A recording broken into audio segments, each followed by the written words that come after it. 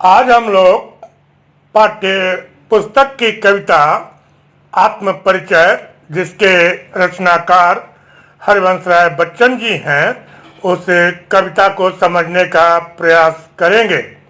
उस समझने के क्रम में हम लोग 4 बिंदुओं पर ध्यान देंगे, जिसमें पहला बिंदु होगा हरिवंश राय बच्चन जी का संक्षिप्त जीवन परिचय, दूसरा बिंदु कविता का परिचय, तीसरा बिंदु कविता का सारांश एवं चौथा एवं अंतिम बिंदु होगा पूरी की पूरी कविता को 5 भागों में विभाजित कर 5 भागों का व्याख्या, जिसके तहत हम लोग प्रत्येक भाग का संदर्भ, प्रसंग, व्याख्या एवं विशेष समझने का प्रयास करेंगे।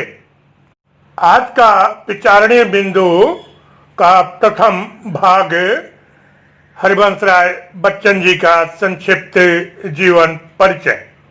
हरिवंश राय बच्चन का जन्म 27 नवंबर 1907 ईस्वी में उत्तर प्रदेश के इलाहाबाद में हुआ था। इनकी प्रारंभिक शिक्षा इलाहाबाद में हुई। 1952 ईस्वी से 1954 ईस्वी तक इंग्लैंड में रहकर कैम्ब्रिज विश्वविद्यालय से पीएचडी की डिग्री प्राप्त किया। आप इलाहाबाद विश्वविद्यालय में अंग्रेजी के प्राध्यापक रह चुके हैं। आप विदेश मंत्रालय में हिंदी विशेषज्ञ और राज्यसभा के मनोनीत सदस्य भी थे। सन 2003 ईस्वी में लंबी बीमारी के बाद आपकी मृत्यु मुंबई में हो गई। आपकी प्रकाशित कृतियां इस प्रकार हैं। बच्चन जी संभवतः हिंदी के सबसे अधिक लोकप्रिय कवि हैं।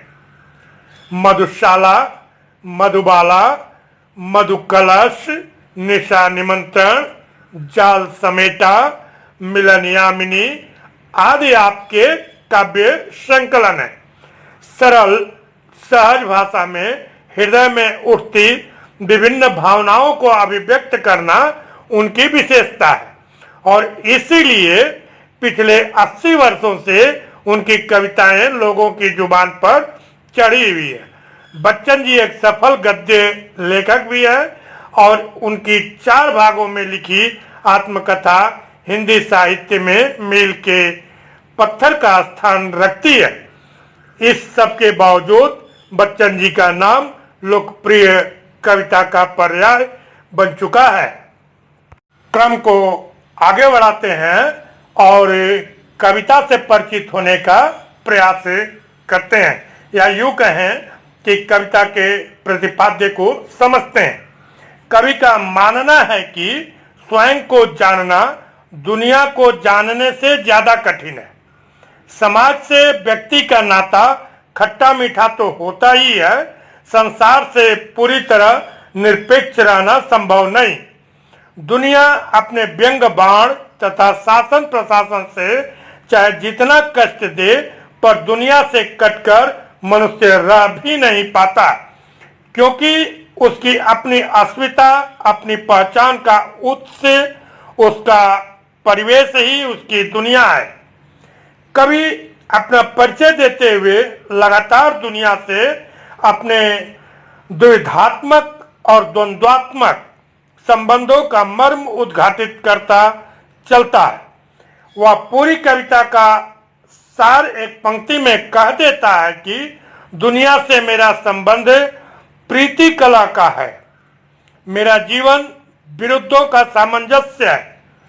उन्मादों में अवसाद, रोदन में राग, शीतल वाणी में आग, विरुद्धों का विरोधाभास मूलक सामंजस्य साधते साधते ही वह बेखुदी, वह मस्ती, वह दीवानगी व्यक्तित्व में उतर आई है कि दुनिया में हूँ, दुनिया का तलबगार नहीं हूँ, बाजार से गुजरा हूँ, खरीदार नहीं हूँ, जैसा कुछ कहने का ठस्सा पैदा हुआ है। यह ठस्सा ही छायावादोत्तर गीति काव्य का प्राण है। किसी असंभव आदर्श की तलाश में सारी दुनियादारी ठुकराकर उस भाव से कि जैसे दुनिया से इन्हें कोई वास्ता ही नहीं है। क्रम को पुनः आगे बढ़ाते हैं और कविता के सारांश को समझने का प्रयास करते हैं। आत्मपरिचय में कवि बच्चन ने अपने प्रेममय व्यक्तित्व पर स्वयं प्रकाश डाला है। वह जीवन के कर्तव्यों और दायित्वों के प्रति सचेत हैं। वह जीवन के कष्टों के बीच भी प्रेम को जीवित रखे हुए हैं। उसका हृदय किसी के प्रेम से झंकृत है। वह उसी प्रिय के स्नेह में डूबा रहता है। लोग तो सामाजिक समस्याओं में उलझे रहते हैं, किंतु वह मन की भावनाओं में मग्न रहता है। उसे प्रेम के बिना यह संसार अधूरा लगता है, इसलिए वह एक नए स्वप्निल संसार की खोज में रहता है। कवि अपने हृदय को प्रेम की अग्नि से प्रदीप्त रखता है। वह उसी आंच के सहारे जीवन के सुख दुख सहता है। उसके मन में यौवन का नशा है। नशे में वियोग और निराशा भी घिर आती है। इसी कारण उसका मन रोता है, किंतु होठों पर फिर भी हंसी खेलती है। वह प्रेम भरी यादों को अपनी पूंजी मानता है। कवि दुनियादारी और स्वार्थ के लिए जीने वालों को नादान कहता है। वह स्वयं ऐसे सांसारिक ज्ञान को भूलना चाहता है। वह भावनाओं के संसार में जीना चाहता है, इसलिए वह भावना और कल्पना के सहारे रोज नई दुनिया बनाता है। उसमें दोष पाए जाने पर वह स्वयं ही उसे मिटा डालता है। वह सांसारिक वैभव वाली दुनिया को ठोकर मारता है। कवि को अपने रुदन में भी संगीत सुनाई पड़ता है। उसकी कोमल वाणी में विद्रोह की आग है। उसका प्रेम चाहे खंडहर जैसा टूटा फूटा है, फिर भी वह उसके लिए राजाओं के महलों से भी अधिक महत्वपूर्ण है। कवि का रुदन ही उसकी कविता में छंद बनकर फूटा है। वह सचमुच एक दीवाना है। उसके गीतों में मादकता है। वह उसी मादकता के से सारे संसार में प्रेम की मस्ती घोल देना चाहता है। क्रम को पुनः आगे बढ़ाते हैं और आज के विचारणे बिंदु का अंतिम बिंदु पूरी की पूरी कविता को 5 भागों में बांटकर उसकी व्याख्या, जिसके तहत हम लोग प्रत्येक भाग का संदर्भ, प्रसंग, व्याख्या एवं विशेष को समझने का प्रयास करेंगे। पुस्तक पर ध्यान दें। मैं जगजीवन का भार लिए फिरता हूँ, फिर भी जीवन में प्यार लिए फिरता हूँ। कर दिया किसी ने झंकृत जिनको छूकर, मैं सांसों के 2 तार लिए फिरता हूँ। मैं स्नेह सुरा का पान किया करता हूँ। मैं कभी न जग का ध्यान किया करता हूँ।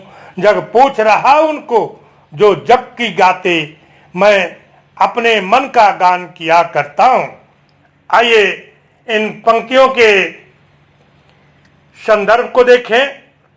प्रस्तुत काव्यांश से हमारी पाठ्य पुस्तक आरोह भाग 2 में संकलित कविता आत्म परिचय से ली गई है।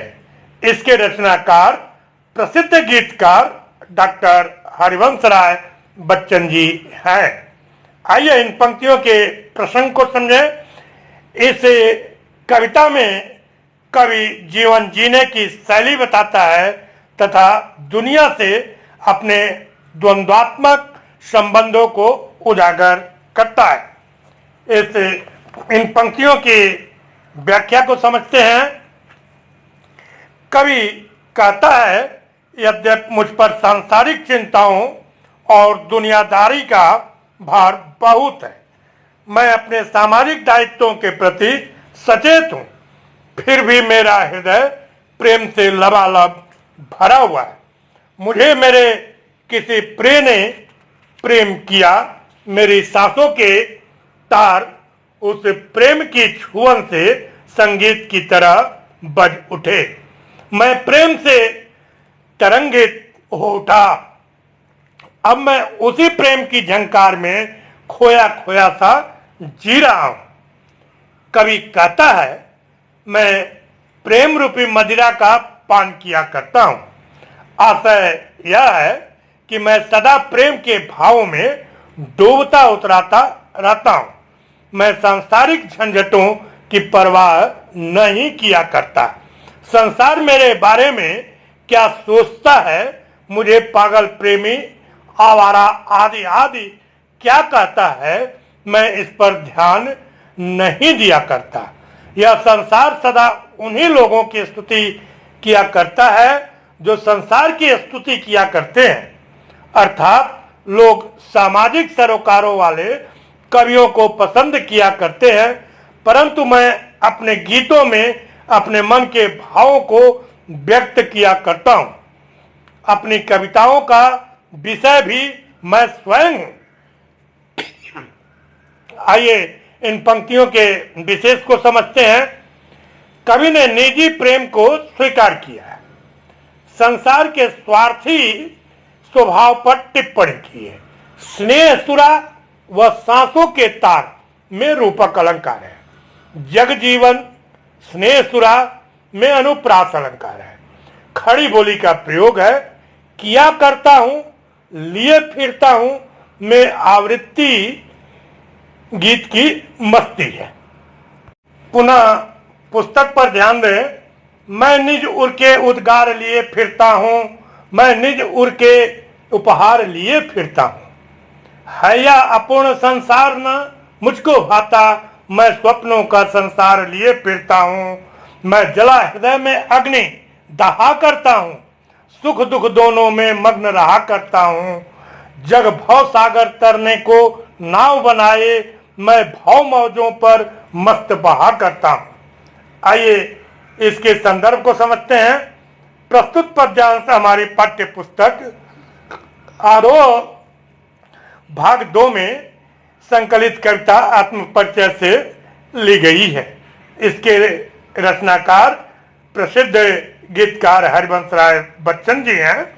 इसका प्रसंग देखते हैं हम लोग। इस कविता में कवि जीवन को जीने की शैली बताता है, साथ ही दुनिया से अपने द्वंद्वात्मक संबंधों को उजागर करता है।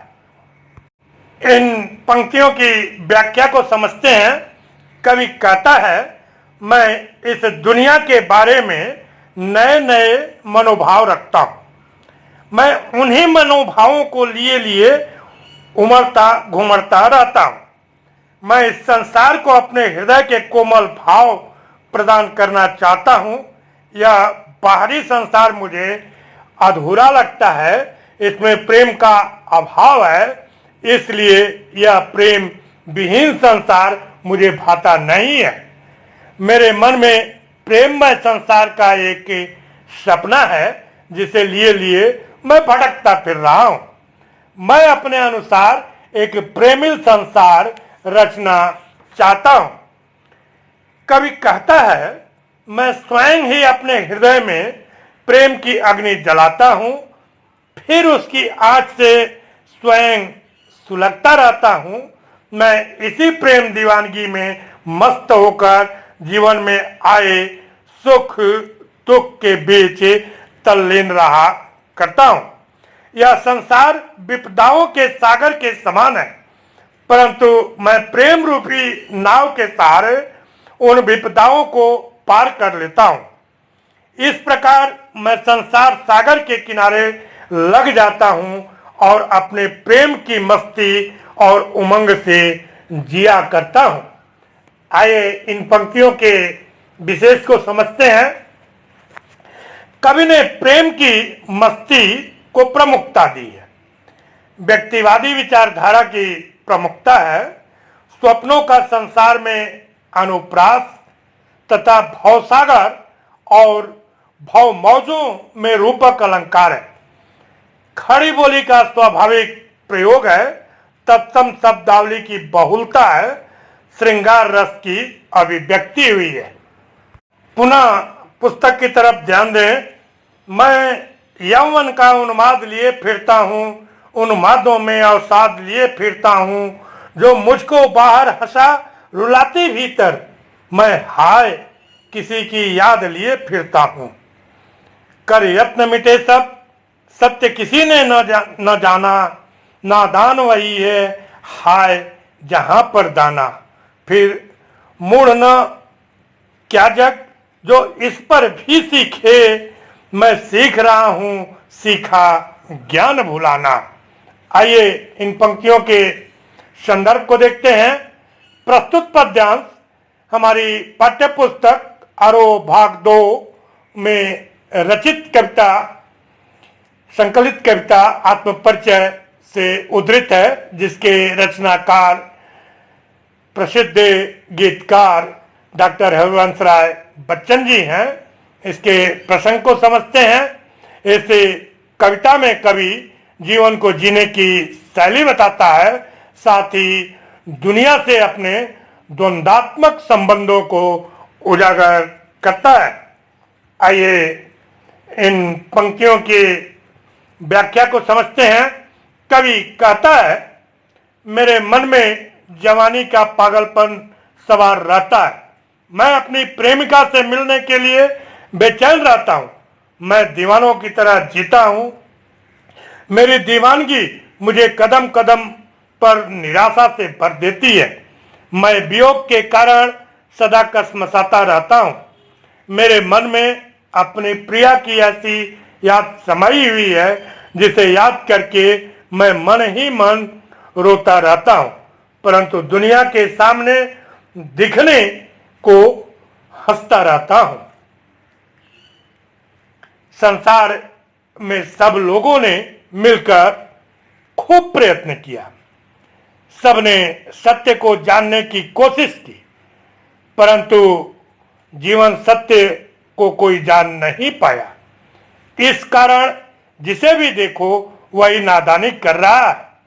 जिसे संसार में जहां भी धन, वैभव या भोग सामग्री मिलती है, वह वही दाना चुगने में लगा रहता है।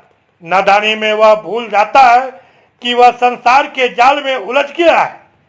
कभी कहता है, इतनी नादानी करने पर भी क्या मैं उस संसार को मूर्ख न कहूं, जो जानबूझकर सांसारिक लाभ और लोभ के चक्कर में उलझता जा रहा है। मैं तो इस नादानी को समझ गया हूं, इसलिए मैं सांसारिकता का पाठ सीखने की बजाय उसे भूलने में लगा रहता हूं। इन पंक्तियों के विशेष को समझते हैं। पहली 4 पंक्तियों में कवि ने आत्मा भी व्यक्ति की है, तथा अंतिम 4 में सांसारिक जीवन के विषय में बताया है। उन्मादों में अवसाद में विरोधाभास अलंकार है। लिए फिरता हूं कि आवृत्ति से गेयता का गुण उत्पन्न हुआ है। कर यत्न मिटे सब सत्य किसी ने जाना, पंक्ति में अनुप्रास अलंकार है। नादान वही है हाय जहां पर दाना में सुक्ति जैसा प्रभाव है। खड़ी बोली है। पुनः पुस्तक पर ध्यान दें। मैं और जगह और कहां का नाता, मैं बना बना कितने जग रोज मिटाता। जग जिस पृथ्वी पर जोड़ा करता वैभव, मैं प्रतिपग से उस पृथ्वी को ठुकराता। मैं निज रोदन में राग लिए फिरता हूँ, शीतलवाड़ी में आग लिए फिरता हूँ। हो जिस पर भूपों का प्रसाद निछावर, मैं वह खंडहर का भाग लिए फिरता हूँ। आइए इन पंक्तियों के संदर्भ को देखें। प्रस्तुत पंक्तियां हमारी पाठ्य पुस्तक आरोह भाग 2 की कविता आत्मपरिचय से ली गई हैं। इसके रचनाकार प्रसिद्ध गीतकार डॉक्टर हरिवंश राय बच्चन जी हैं। इसके प्रसंग को देखते हैं। इस कविता में कवि जीवन को जीने की शैली बताता है, साथ ही दुनिया से अपने द्वंद्वात्मक संबंधों को उजागर करता है। आइए इन पंक्तियों की व्याख्या को समझते हैं। मैं दुनियादारी से भिन्न भावनामय कवि हूं। संसार की चाल बिल्कुल अलग है। संसारी लोग दुनियादारी निभाने में लगे हुए हैं। मैं भावना को महत्व देता हूं, अतः मेरा इस संसार से कोई मेल नहीं है। मैं रोज रोज न जाने कितने नए संसार रचता हूं और पूरी तरह संतुष्ट न होने के कारण उसे नष्ट कर डालता हूं। आशा यह है कि मैं रोज एक आदर्श समाज की कल्पना करता हूं, परंतु उस कल्पना को साकार न होते देखकर उसे मिटा डालता हूं। यह संसार जिस धन वैभव को इकट्ठा करने में लगा रहता है, मैं उसे पूरी तरह ठुकरा देता हूं। मुझे सुख वैभव और धन समृद्धि की कोई चाह नहीं है। कवि कहता है, मेरे रुदन में भी प्रेम छलकता है। मैं अपने गीतों में प्रेम के आंसू रोता हूं। मेरी बाड़ी यद्यप कोमल और शीतल है, फिर भी उसमें प्रेम की तीव्र लालसा है, ऊर्जा है, उष्मा है। मेरा जीवन यद्यप प्रेम की निराशा के कारण खंडहर सा है, फिर भी उसमें गहरा आकर्षण है। प्रेम पर तो बड़े बड़े राजा अपने महल तक न्यौछावर कर देते हैं। मैं उसी मूल्यवान प्रेम को मन में बसाए हुए हूँ। आइए इन पंक्तियों के विशेष को समझते हैं। कवि ने अपनी अनुभूतियों का परिचय दिया है। कहाँ का नाता में प्रश्न अलंकार है। रोदन में राग और शीतल वाणी में आग में विरोधाभास अलंकार तथा बना बना में पुनरुक्ति प्रकाश अलंकार है। और की आवृत्ति में यमक अलंकार है। कहाँ का और जग जिस पृथ्वी पर में अनुप्रास अलंकार की छटा है। श्रृंगार रस की अभिव्यक्ति है तथा खड़ी बोली का प्रयोग है। पुनः पुस्तक पर ध्यान दें। मैं रोया इसको तुम कहते हो गाना, मैं फूट पड़ा तुम कहते छंद बनाना। क्यों कवि का कर संसार मुझे अपनाए, मैं दुनिया का हूँ एक नया दीवाना। मैं दीवानों का भेष लिए फिरता हूँ, मैं मादकता निःशेष लिए फिरता हूँ। जिसको सुनकर जग झूम झुके लहराए, मैं मस्ती का संदेश लिए फिरता हूँ। आइए इन पंक्तियों के संदर्भ को देखते हैं। प्रस्तुत पंक्तियां हमारी पाठ्य पुस्तक आरोह भाग 2 में संकलित कविता आत्मपरिचय से उद्धृत है। इसके प्रणेता प्रसिद्ध गीतकार हरिवंश राय बच्चन जी हैं। आइए इन पंक्तियों के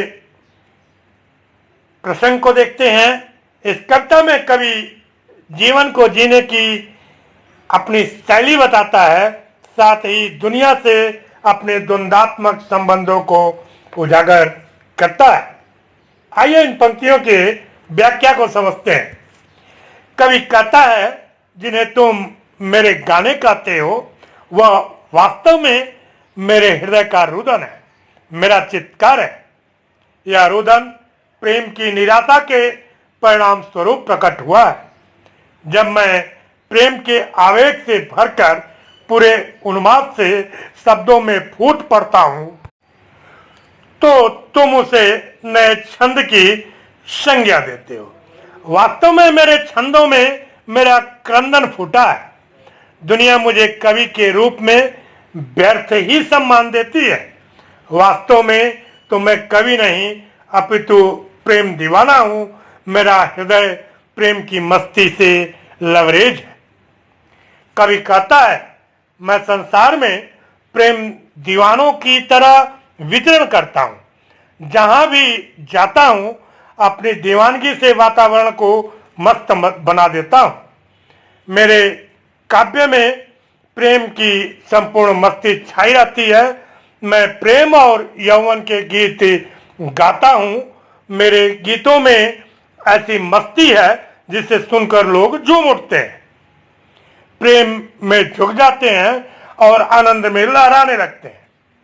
मैं सबको इसी प्रेम की मस्ती में झूमने, झुकने और लहराने का संदेश दिया करता हूं। आइए इन पंक्तियों के विशेष को समझते हैं। कवि मस्त प्रकृति का व्यक्ति है। यह मस्ती उसके गीतों से फूट पड़ती है। कवि काकर तथा झूम झुके में अनुप्रास अलंकार है। क्यों कवि काकर संसार मुझे अपनाए में प्रश्न अलंकार है। खड़ी बोली का स्वाभाविक प्रयोग है। मैं शैली के प्रयोग से कवि ने अपनी बात कही है। श्रृंगार रस की अभिव्यक्ति हुई है। लिए फिरता हूं कि आवृत्ति गीता में वृद्धि करती है। तत्सम शब्दावली की प्रमुखता है। आज हम लोगों ने पाठ्य पुस्तक की कविता आत्म परिचय, जिसके रचनाकार डॉक्टर हरिवंश राय बच्चन जी हैं, उस कविता को समझने का प्रयास किया। उस समझने के क्रम में हम लोगों ने 4 बिंदुओं पर ध्यान दिया। पहला बिंदु था हरिवंश राय बच्चन जी का संक्षिप्त जीवन परिचय। दूसरा कविता का परिचय या यूं कहें कि प्रतिपाद्य। तीसरा बिंदु था कविता का सारांश। और चौथा बिंदु था पूरी की पूरी कविता को 5 भागों में विभाजित कर प्रत्येक भाग का संदर्भ, प्रसंग, व्याख्या एवं विशेष को समझने का प्रयास किया। आप लोगों का ध्यान मैं स्क्रीन की तरफ आकृष्ट करना चाहूंगा। आप ध्यान देंगे स्क्रीन पर हरिवंश राय बच्चन जी का संक्षिप्त जीवन परिचय स्मृति संकेत के रूप में, पूरे पाठ का शब्दार्थ और कुछ लघुत्तरात्मक प्रश्नोत्तर आ रहे होंगे, जिनका लाभ आप सभी उठाएंगे। और आज के लिए बस इतना ही। आप सभी को बहुत बहुत धन्यवाद।